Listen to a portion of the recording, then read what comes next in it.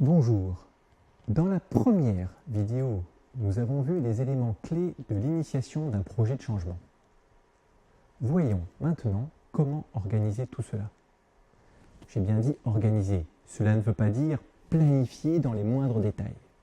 En effet, plus vous allez passer du temps à vous demander qui fait quoi quand, moins vous agissez. Le changement, ce n'est pas demain, c'est maintenant.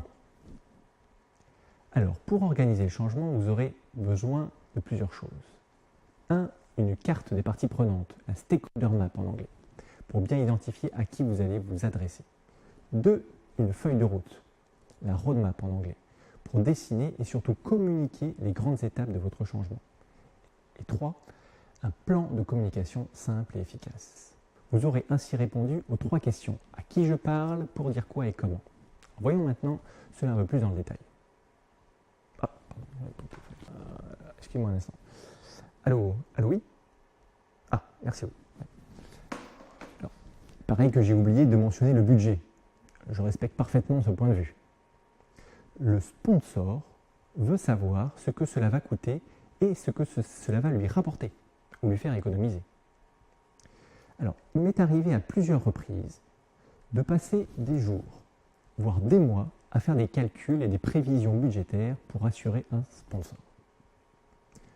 Pourtant, jamais, je dis bien jamais, le sponsor n'est revenu vers moi ensuite pour me dire « Cela ne va pas, le gain espéré n'a pas été au rendez-vous ». Et pire, les chiffres que j'avais préparés n'ont pas été regardés plus d'une semaine. Alors, au lieu de parler de budget, je vous conseille donc de vous focaliser sur la valeur créée pour vos clients et vos employés.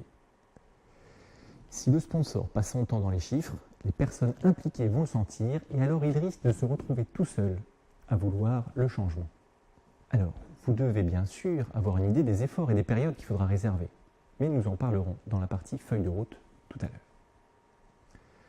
Donc, voyons maintenant les 3 éléments clés de cette phase d'organisation.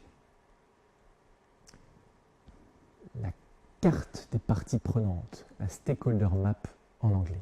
Elle vous sert à clarifier qui sont les personnes avec le plus d'influence ou de pouvoir sur le changement, en fonction de leur motivation ou intérêt par rapport à ce changement. Donc, 2 axes. Horizontalement, à gauche ceux qui sont contre, à droite ceux qui sont pour. Et verticalement, avec en haut ceux qui ont le plus de pouvoir. Faire ce dessin et être d'accord avec votre équipe va déjà vous faire gagner beaucoup de temps. Je vous le promets. Alors, maintenant, la feuille de route. C'est un élément crucial. Dans les cours que je donne, il y a une demi-journée consacrée qu'à cela. Ce document va devenir la clé de votre communication. En une image, les personnes impliquées dans le changement doivent tout comprendre. Donc, je voudrais vous partager quelques règles. Pas plus de 5 étapes. Sinon, on ne se rappelle pas. Le visuel doit avoir du sens. Si vous travaillez dans une industrie automobile, ne dessinez pas des avions et inversement. Et enfin, oubliez tout ce qu'on vous a appris en gestion de projet.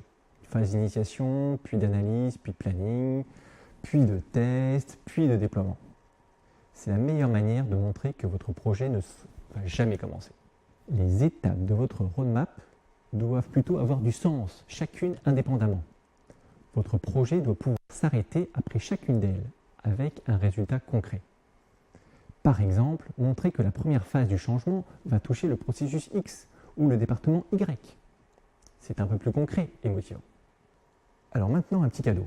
Combien de temps doit durer votre feuille de route? Alors sachez que si vous devez changer tout seul, par exemple améliorer votre revers au tennis, en 1 mois ou 2, avec au moins 3 heures par semaine, cela devrait être possible. Maintenant, si votre équipe fait entre 10 et 50 personnes, pour changer les habitudes de fonctionnement, cela prendra certainement entre 6 et 12 mois. Enfin, si votre organisation fait de 250 à 500 personnes, ce sera 18 mois à 2 ans qu'il faudra. Ça, c'est le résultat de mon expérience. Mais attention, cela ne fonctionne qu'à une condition. Il faut que les gens s'investissent au moins 2 heures par semaine dans ce changement. En dessous de ce seuil de 5% de temps, il ne se passera rien. Il vaut donc mieux faire plus pendant une plus courte période si vous voulez avoir des résultats. Et un dernier conseil, évitez de dessiner une feuille de route de plus de 18 mois. Avec tous les changements qui peuvent arriver à tout moment, le monde aura tellement changé dans les 18 mois. Enfin, le plan de communication. Il y a beaucoup d'exemples sur Internet. Le mien, en général, tient en 5 pages maximum. Ce document n'a qu'un seul objectif, garder le rythme, appelé aussi le momentum. C'est-à-dire que les gens les plus impliqués dans le changement doivent sentir que le projet est toujours bien en cours et a besoin d'eux. Dans votre plan de com, vous allez donc mentionner quel outil de communication vous allez utiliser, quand les gens vont recevoir les messages et sur quel thème les gens vont être informés. Donc on résume cette phase d'organisation. Une carte des parties prenantes validée par toute l'équipe, une feuille de route qui va devenir la référence lors de vos communications, un plan de communication simple et efficace pour garder tout le monde sur le pont avec vous. J'espère que vous ne prendrez pas trop de temps pour faire tout cela, parce que pendant ce temps-là, les gens attendent de démarrer. Dans la vidéo suivante, nous verrons notamment comment démarrer plus vite et rendre visibles les succès très rapidement. À bientôt.